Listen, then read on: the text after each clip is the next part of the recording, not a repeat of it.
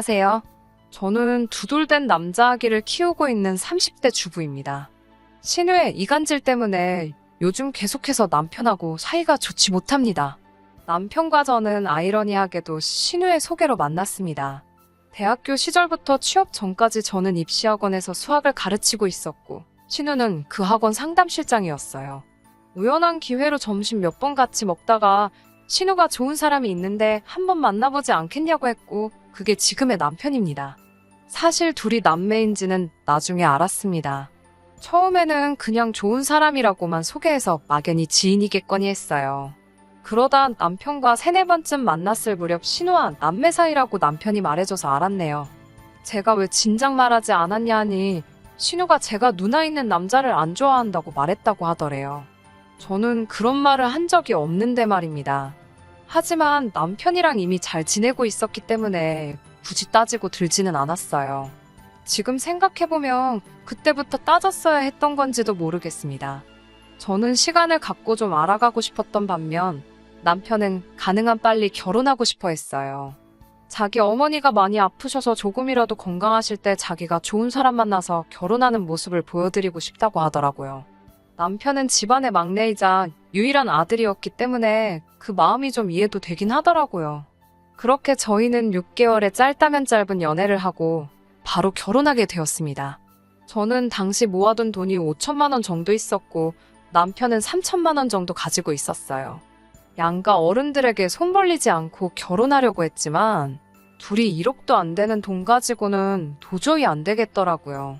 결국 친정에서 5천만 원을 빌려주셨고 남편도 신우에게 2천만 원을 더 빌려서 결혼하게 되었습니다. 결혼식은 반반 부담했고 경기도에 작은 아파트 전세를 얻었습니다.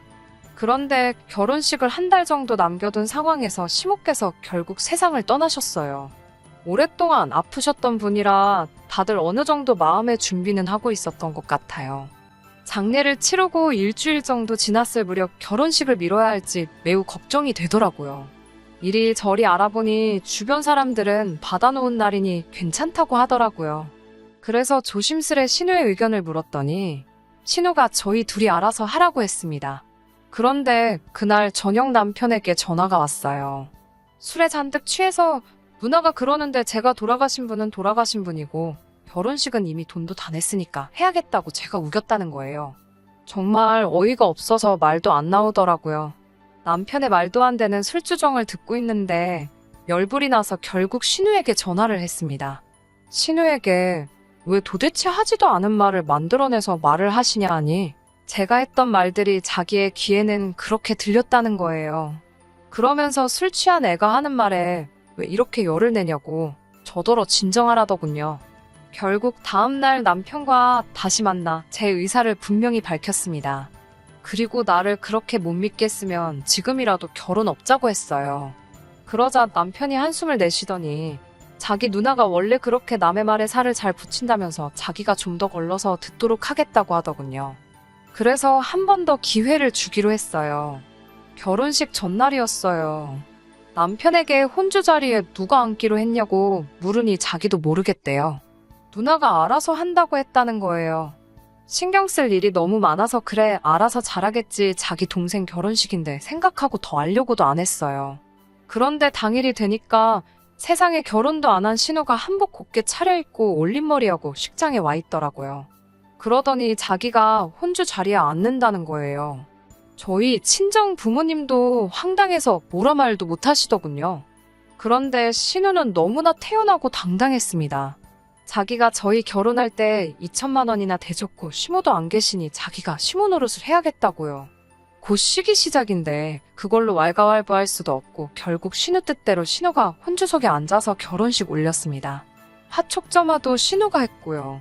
멀쩡하게 시이모님도 시고모님도 다 살아계시는데 이 글을 쓰는 지금까지도 도통 이해가 안 됩니다. 나중에서야 알게 된 사실인데 시이모님, 시고모님 전부 다 자기한테 부탁을 안 했을 뿐이지 당연히 친척 중 누군가가 그 자리를 채우는 걸로만 알고 있었다고 하셨어요. 그 누구도 그 자리에 신우가 떡하니 앉아있을 거라고는 예상도 못했다고 합니다.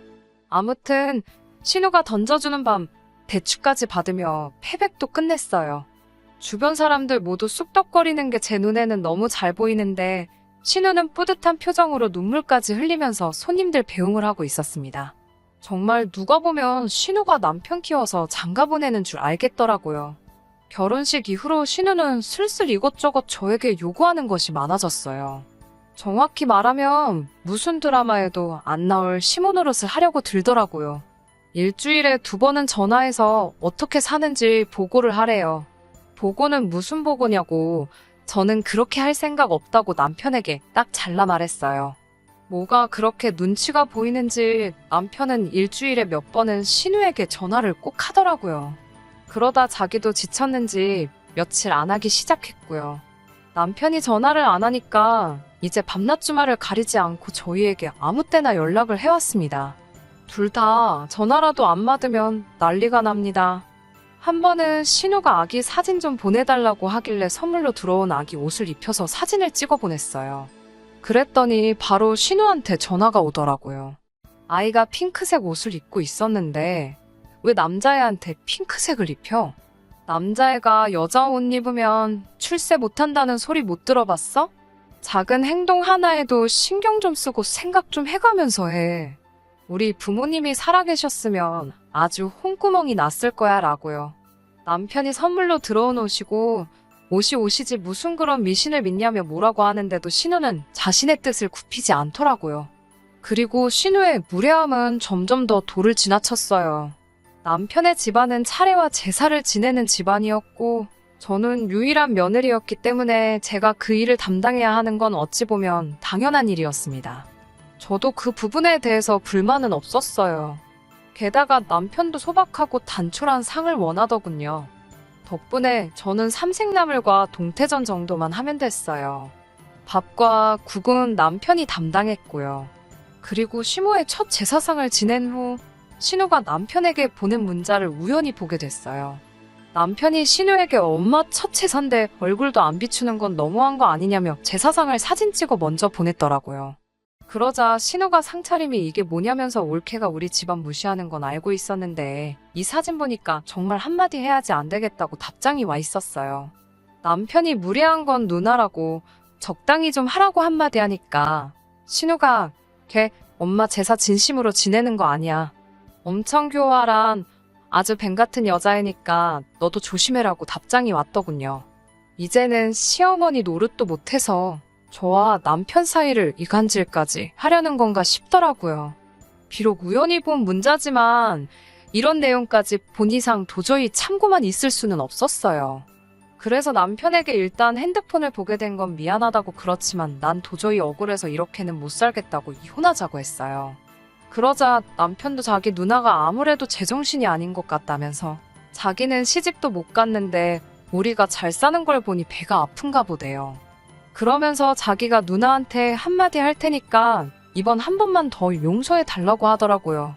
제가 그럼 지금 여기서 스피커폰으로 신우한테 전화해서 앞으로 보지 말고 살자고 얘기하라고 했어요. 그러자 남편은 잠시 머뭇거렸습니다. 그러더니 전화를 걸어서는 신우에게 왜 내 와이프를 뱀 같다고 그러냐고 따지더라고요. 그러니까 신우한다는 말이 너 어려서는 내 말에 한마디 반항도 안 하더니 올케 만나고서부터 변했다고 그게 다 올케 새치여에 놀아나서 그런 거야라며 혓바닥 놀리는 게 뱀이지 사람이겠냐고 남편에게 정신 차리라고 하더군요. 남편이 누나 아무래도 정신병이라고 이거 제발 병원을 가든 약을 먹든 하라고 악을 쓰더군요. 둘의 대화를 아무리 이해하려고 해도 이해가 되지 않았습니다. 가만히 있던 나에게 굳이 자기 남동생을 소개시켜놓고 이제 와서 제가 마음에 안 들어 미치겠나 보더라고요. 아마 신우는 학원에서 보이는 저의 단편적인 이미지만 보고는 말 잘 듣는 올케를 기대했던 것 같기도 해요. 저도 학원에서 신우를 직장 동료로 만났을 때는 이런 또라이라고는 상상도 못했으니까요. 전화 통화가 끝나고 다시 신우로부터 문자가 하나 왔습니다. 네 마누라 혹시 산후우울증 아니야? 그것도 정신병이야 라고요. 제가 애 낳은 지 2년인데 무슨 갑자기 산후우울증 타령인지 너무 어이가 없어서 실소가 다 터지더라고요. 결국 남편과 상의 끝에 당분간 신우와 보지 않고 살기로 했어요. 그리고 결혼 때 받았던 2천만 원도 원래는 돌려주려고 따로 적금 들고 있었거든요. 결혼식 날 자기가 그 돈을 줬으니 시어머니 노릇하겠다는 말이 충격적이어서요. 나중 가면 그 돈을 이유로 어버이날에 용돈까지 달라고 할 것만 같아서 당장 형편은 아쉬웠지만 차라리 신우와는 어떻게든 엮이지 않는 것이 상책이라는 생각이 들어 돌려줄 요량으로 모으고 있던 돈이에요. 그런데 그냥 그 돈도 안 주려고요. 그동안 당한 정신적 고통에 대한 보상이라고 해도 되겠죠.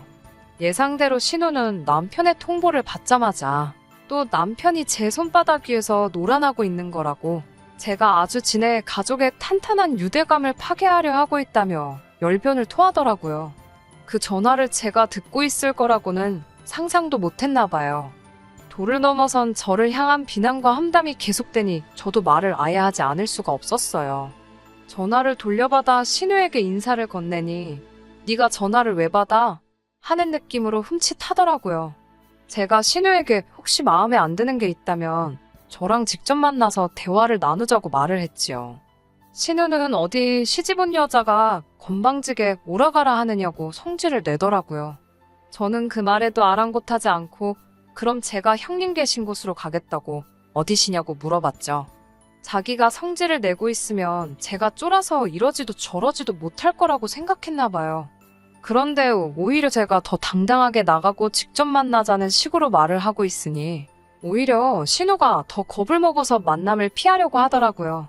신우에게 단도직입적으로 제가 뭘 잘못하고 뭐를 못해서 계속 이러시는 거냐고 계속 다그쳤어요. 그동안 쌓인 것들이 한 번에 터져나오니 신우가 말할 틈도 주지 않고 쏟아져 나오더라고요. 신우도 제가 하는 말에 압도가 되어서 그런가 쩔쩔매면서 아니 그런 게 아니고 하면서 제 기분 살피면서 말을 아끼더라고요. 겁을 먹었는지 어버버대면서 말도 똑바로 못하는 걸 보니 제가 이런 면을 가지고 있었는지 처음 알았던 것 같습니다.